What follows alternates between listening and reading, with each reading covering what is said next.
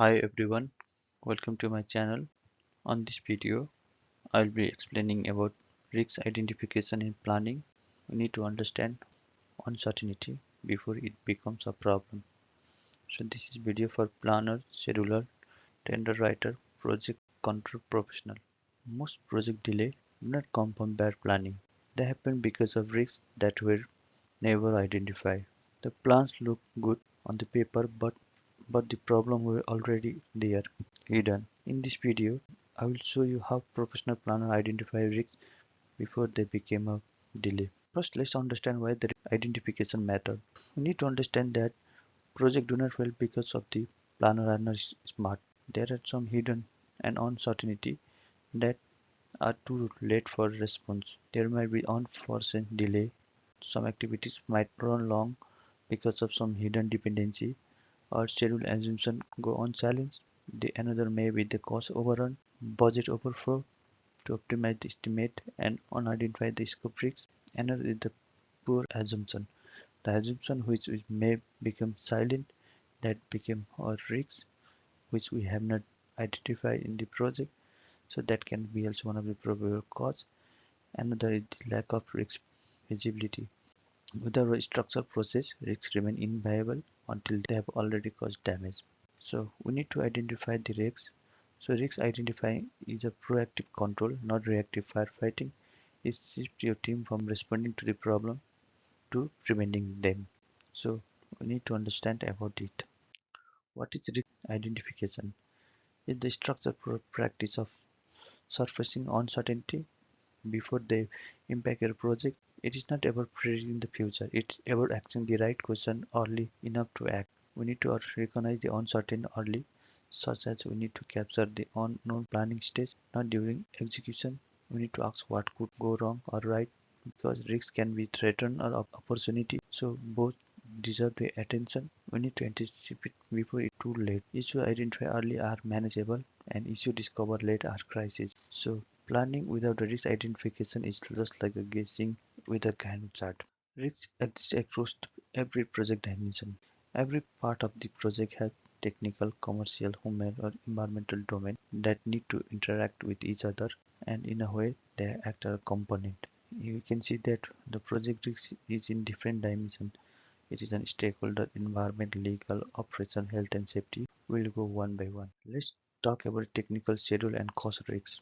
Technical risks can be the design error, incomplete drawing, untested method or technology, a gap in the technology that can bring the design error or incomplete information, unproven method or material or interface or integration failure. This can be the technical risks in the project. Another is the schedule risks. Schedule risks means optimizing the timeline or poor scheduling sequence, unrealistic activity duration, sequencing and logical error, flood erosion or critical path exposure. So this can be the schedule risks. Another can be the cost risk. Budget adjustment that does not hold the inflation to scope creep or drive overrun. Some may be the inflation market liability, scope change, additional scope or estimation error or contingency gap in the project. Another can be the resource and stakeholder risks. We need to have right people in the right project and right equipment to do that. Without having the resource, the project cannot be done. The resource risks can be the labor shortage or skill gap, equipment procurement delay in getting the equipment that can impact your project, or some contractor performance or ability. There are few subcontractors that can perform that job or the ability of the materials in the market. So that can be a risk in the project. Stakeholder risks. Stakeholder risks can be the approval sign of delay. Getting the approval from the client can impact your project or third party approval of some information. Completing expectation between the parties, not meeting the stakeholder expectation, and also another is communication gap or scope misalignment. Stakeholder and the client having different place, not understanding the project scope. That can be a stakeholder risk. Another one is environmental, legal, and operation risk. Environmental may be the weather, unexpected drought condition, or contamination, ecological constant that can halt your project. So this can be the environmental risks, and legal can be the contract dispute, ambiguous clauses, liability gap, or regulatory change expose the project to costly claim and delay. So there may be some contractual requirement that bring a dispute in the contract. Operation, poor coordination between the trade, handover fail or process breakdown that need to be done rework. So there are few operation risks in the project. Next one is the health and safety risks. So it is the first and foremost thing that we need to have safe working condition in the project. Every people in the project counts for it, and health and safety are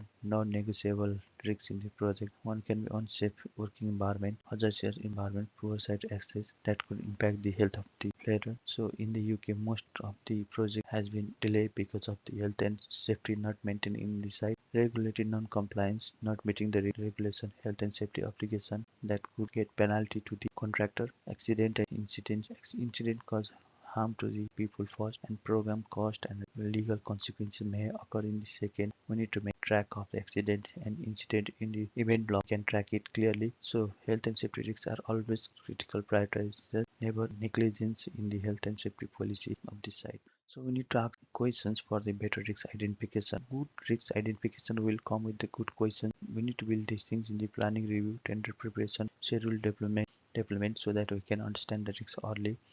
So we need to understand what assumption am I making. Is this assumption correct? We need to document them, surface them, and challenge them. We need to find what could delay these activities, shrink throughout the schedule, like predecessor, approval, lead time, external dependency for each key task.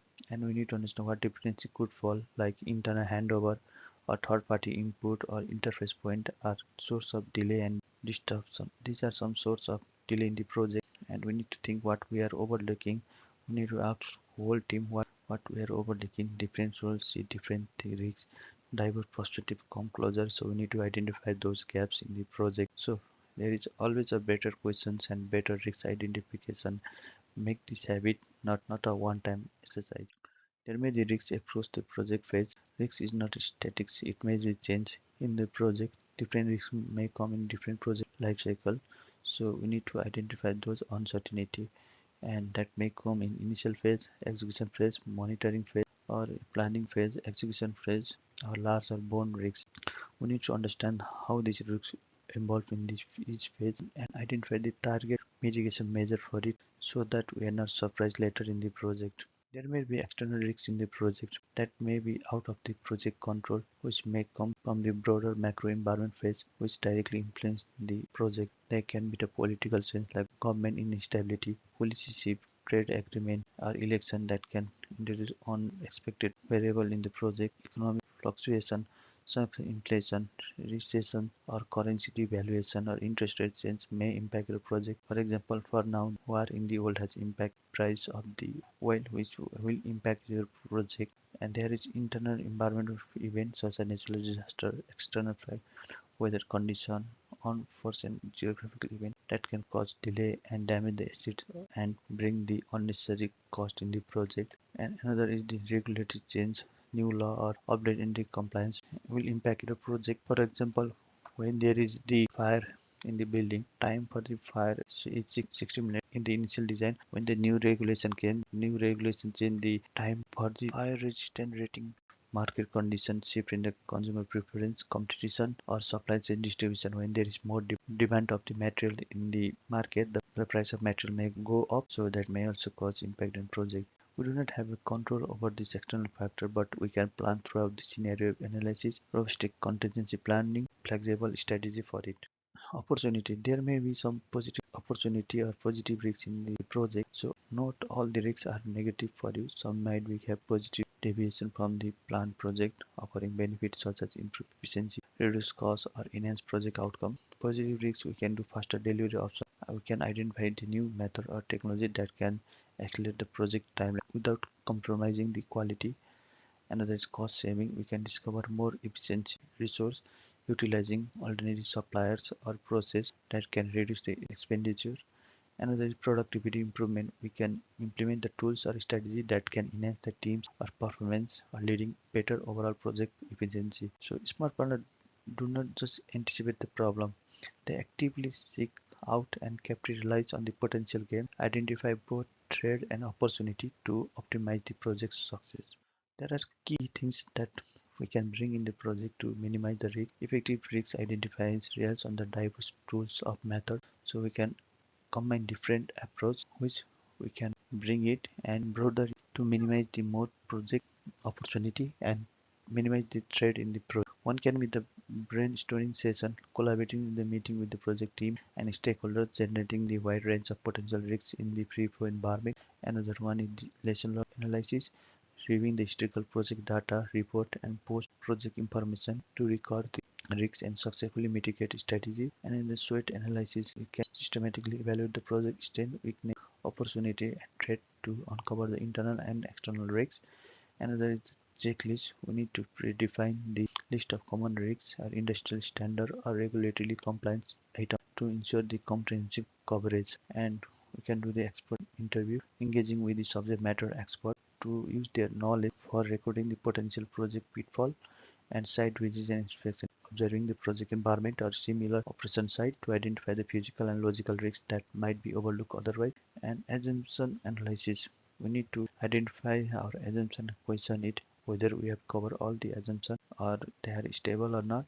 Contract review, throughout the assumptions all project contract, we need to identify the clauses or application dependency that could introduce risks in the project. All the key techniques that we can minimize the risk. Other thing in the clause, we can use the early warning or risk register for tracking the project risks also. So how do we write a good risk statement? We need to have a clear and concise risk statement. So that is fundamental for effective risk management, which provide a sheer understanding of what could go wrong, what and what consequences might be. So we need to find the cause, the specific condition or event that could lead to the risk, what triggered it. Another one is the event, the actual risk occurring, the uncertainty itself, what could happen, and impact. We need to find the effect of project objectives, if the risk is eventual or what are the consequences that may come in the project. For example, if there is incomplete design, then we need the risk of rework and the project may get delayed. So we need to have a structured approach to ensure the clarity, leading to better decision making and more targeted mitigation strategy. From this video, you got to understand about the risk identification is a continuous process. It's not one time event. So we need to maintain a risk register throughout the project. And another is strengthen the planning accuracy with the understanding of potential risk. We need to provide that more realistic timeline, budget and resource allocation in the project. Another thing is early identification is better control. If we catch early risks, then we can provide mitigation and reduce the potential impact and minimize the cost. And there the risks might be both threat and opportunity. So effective risk management include identifying project risks or opportunity which can maximize the project success and value. By embedding this all the principle into project management practice, we can transfer the uncertainty into strategic advantages. Thanks for watching my YouTube channel. If you enjoy my video, please like, share and subscribe my channel. And I want to ask you one question. What are the biggest risks challenge in your project? Comment below and join us discussion in project control hub. Thank you for watching this video. Have a good day. Bye.